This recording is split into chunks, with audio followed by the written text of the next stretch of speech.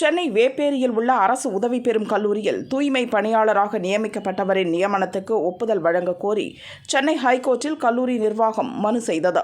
வழக்கை விசாரித்த கோர்ட் தூய்மை பணியாளர் நியமனத்துக்கு ஒப்புதல் அளிக்க தமிழக அரசுக்கு உத்தரவிட்டது. உத்தரவை எதிர்த்து அரசு தரப்பில் மேல்முறையீடு செய்யப்பட்டது.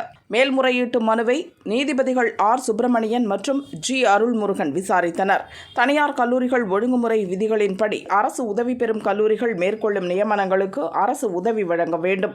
ஆனால் தூய்மை பணியாளர்கள் உள்ளிட்ட குரூப் டி பணியிடங்களுக்கு சுயநிதி கல்லூரிகள் நிரந்தர பணியாளர்களை நியமிப்பதை தடுக்கும் வகையில் ஒப்பந்த தொழிலாளர்களை நியமிக்க கூறி 2013 அரசாணை பிறப்பிக்கப்பட்டது.